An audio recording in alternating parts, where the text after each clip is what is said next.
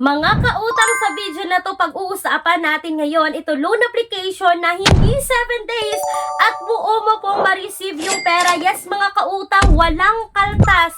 Kung ano yung inutang mo, yun talaga yung marireceive mo at hindi siya 7 days dahil pwede kang mamili ng 2 terms, 3 terms, 4 terms, at 5 terms sa pagbabayad. Yan yung pag-uusapan natin for today's video. Hello mga kautang, welcome back dito sa aking channel. This is Clarice, ang inyong number 1.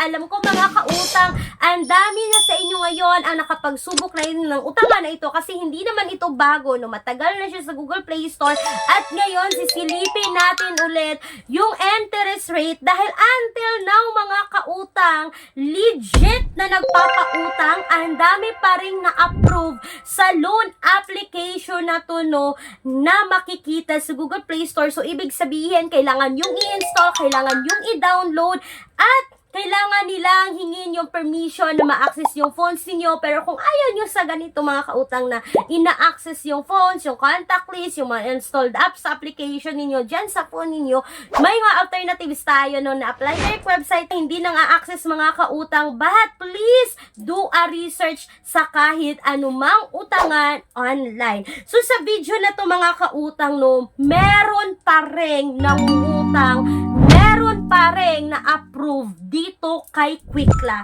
At alam ko mga kautang na si Quickla talaga is naka-revoke na since 2024, April 2024 mga kautang, no.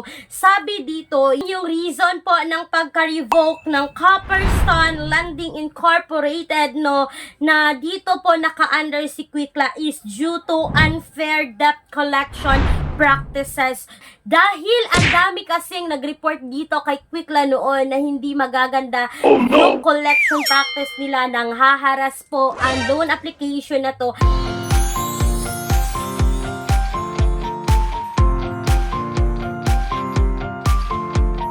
At ngayon mga kautang, i-share ko sa inyo yung pinaka-latest, no, na na-approve dito kay Quickla. One of our team dito sa Peremax PH mga kautang is na-approve po ng 1,800 dito kay Quickla. Yes, buo niya po na-receive yung 1,800 at pwede niyong bayaran ito ng 2 terms, 3 terms, 4 terms, at 5 terms. At yung pinili niya dito is binayaran niya or babayaran niya ng 5 terms mga kautang, which is meron po siya ditong weekly installment. Mga kautang, every 7 days yung interval sa pagbayad dito kay Quickla. So ibig sabihin mga kautang, meron siya dito 702 pesos na weekly installment, no?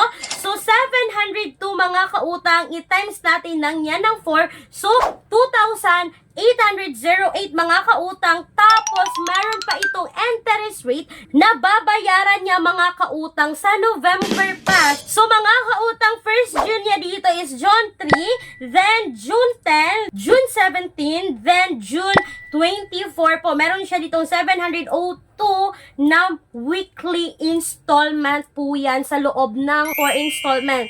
At pagka 5 terms dito mga kautang, babayaran pa niya ng 90 pesos sa November pa. So mga kautang, based on my research dito kay Quickla, kapag nakabayad ka na raw dito ng 2 installments or pagka 2 terms is ma-offeran ka na raw ng other loan. Para siyang multiple loans mga kautang. So balikan natin, no? So 1,800 buo mo siyang makukuha pag 4 na terms mga kautang, 702.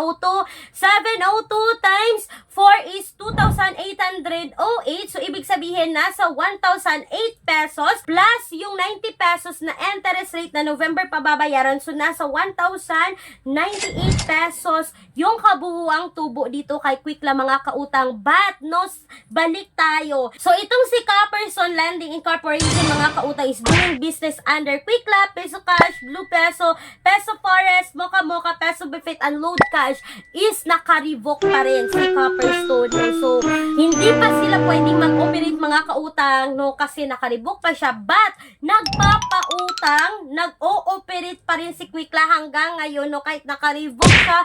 At kung makikita nyo ngayon mga kautang, nag-research ako dito sa SEC checker, no, nakikita na naka-registered pa rin siya. Pero sa ibang research ko, sa ibang pagsusuri ko dito kay Quickla, nagsasabing naka-revoke pa rin siya until now. At mga kautang, si Quickla po is submitting entities but not accessing entities sa CIC. So mga kautang, yan lang po muna yung pinaka-quick and honest review ko about kay Quickla.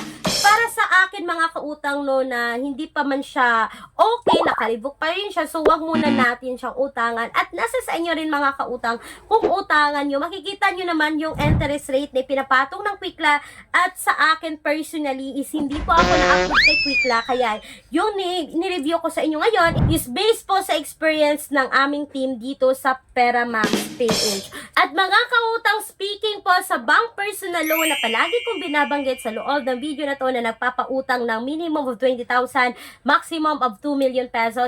Yes, tama po yung narinig nyo, but all applications submitted is subject for bank approval. Dahil legit po ito na bank personal loan. For more details, you can email me right away, clariza@gmail.com, or you can Viber me mga kautang na makikita ngayon yung Viber number sa screen. Sana po ay nakatulong itong quick and honest review ko about kay Quickla. Yes, legit naman na buo mo pong ma-receive yung pera rito mga kautang, but nakaribok pa rin siya until now. Once again, this is Clarice, ang inyong number 1 pala utang, dahil utang is life. Bye bye bye mga kautang.